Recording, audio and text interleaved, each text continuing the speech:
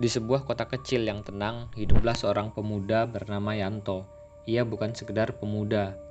Sejak kecil, Yanto sudah dikenal oleh teman-temannya sebagai sosok yang memiliki rasa penasaran yang luar biasa dan keberanian yang mengagumkan.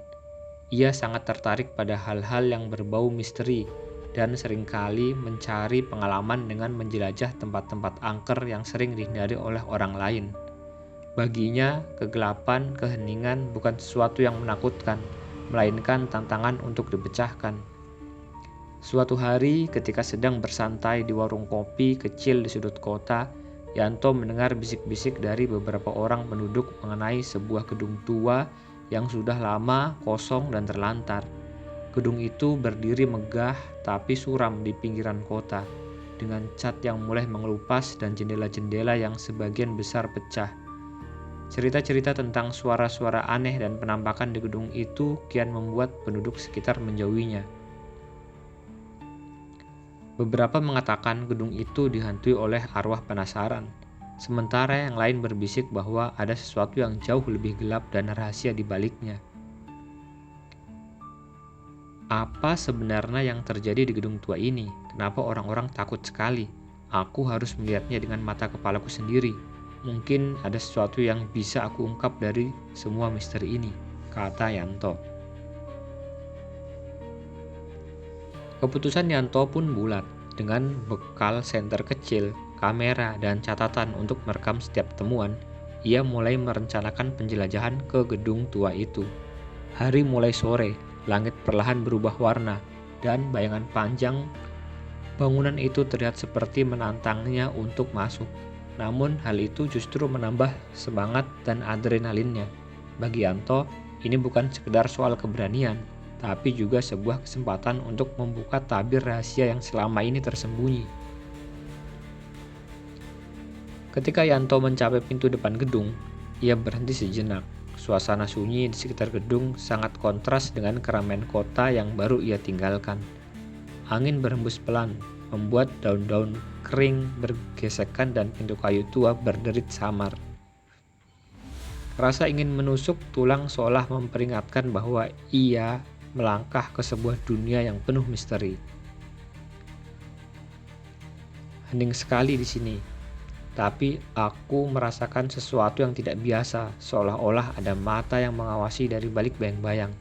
Aku harus tetap waspada, kata Yanto.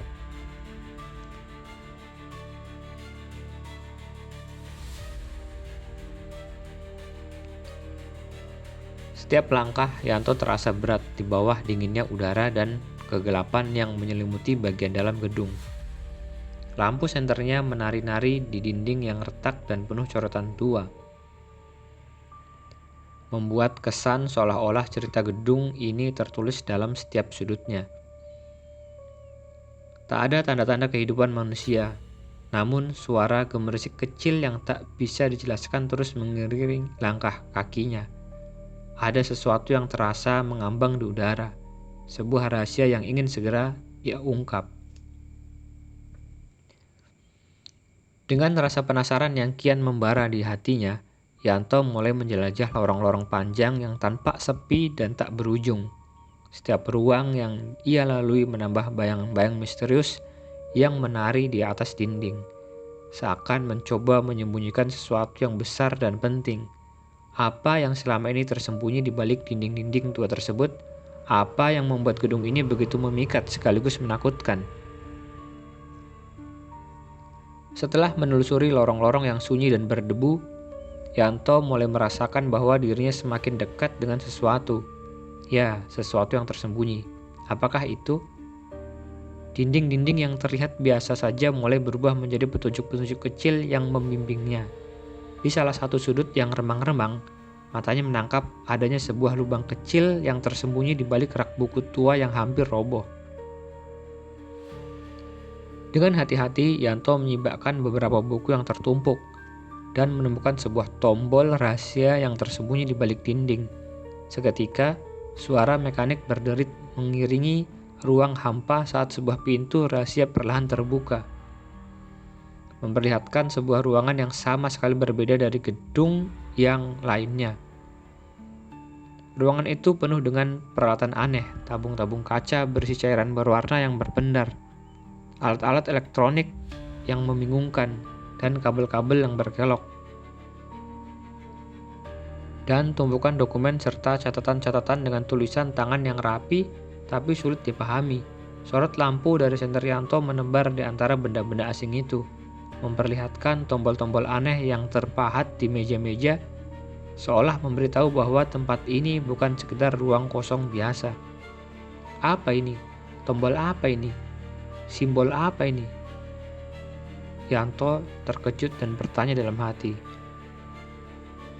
Yanto merasa detak jantungnya semakin cepat. Penemuan ini membuka babak baru yang jauh lebih kompleks daripada apa yang ia pikirkan sebelumnya. Segala cerita tentang arwah dan fenomena mistis mulai masuk akal. Barangkali semua ini adalah bagian dari suatu eksperimen rahasia yang dilakukan jauh di balik dinding gedung terbengkalai ini.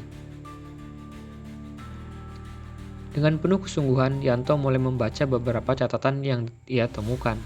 Ia menemukan catatan mengenai sebuah organisasi tersembunyi yang menggunakan gedung ini sebagai markas mereka untuk melakukan eksperimen biologis maupun psikologis pada manusia. Eksperimen itu tampak bertujuan untuk menguji batas ketahanan mental dengan menciptakan ilusi, menyerupai hantu atau fenomena supranatural. Segera, kesadaran itu menyergap Yanto. Semua hal menakutkan yang pernah diceritakan oleh warga kota mengenai gedung ini bukanlah hal mistis, melainkan hasil dari tipu muslihat dari teknologi yang canggih yang dirancang oleh kelompok rahasia tersebut. Dengan penemuan ruang rahasia itu, Yanto kini tidak hanya menyelidiki sebuah gedung tua biasa, melainkan sebuah jaringan rahasia yang menyimpan bahaya besar. Ia menyadari bahwa perjuangannya belum berakhir. Justru disinilah tantangan sesungguhnya dimulai. Setiap langkah yang diambil harus penuh kehati-hatian, sebab apapun yang mengendalikan gedung ini tidak ingin rahasia mereka terbongkar. Dalam keheningan ruangan, Yanto mengamati catatan-catatan yang penuh simbol dan kode. Ia berusaha mengurai arti dari setiap kata dan gambar yang tersimpan. Dari situ ia mengenali nama sebuah organisasi rahasia. Organisasi itu disebut Arkanis, yang pernah menjadi kabar angin menyeramkan di luar negara, namun kini jejaknya malah tampak di sini. Organisasi ini, mereka menggunakan gedung ini sebagai laboratorium rahasia dan eksperimen psikologis ekstrim. Kalau ini sampai bocor ke publik, bisa-bisa banyak orang jadi korban, pikir Yanto. Tiba-tiba terdengar suara langkah kaki di lorong dekat pintu ruangan rahasia. Jantung Yanto pun berdetak kencang. Ia merunduk dan mematikan semua perangkat elektroniknya, berharap dapat bersembunyi dari pandangan langkah kaki orang tersebut.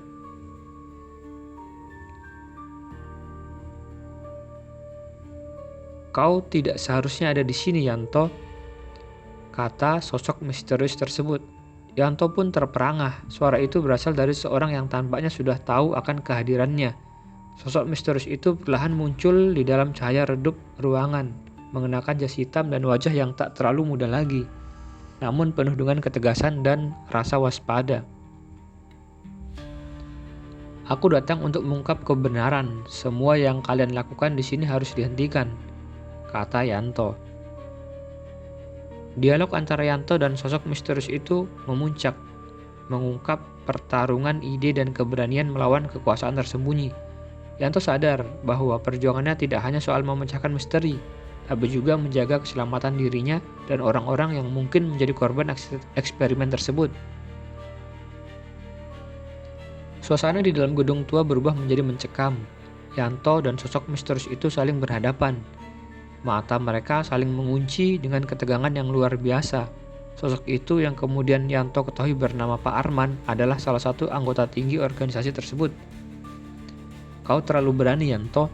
Ada hal-hal yang sebaiknya tidak perlu kau tahu," kata Pak Arman. "Dengan mengorbankan kebebasan dan nyawa banyak orang, aku tidak akan membiarkan kalian terus berbuat jahat," kata Yanto. Pertarungan batin dan keberanian Yanto diuji saat ia harus melawan ketakutan sekaligus kenyataan pahit di hadapannya.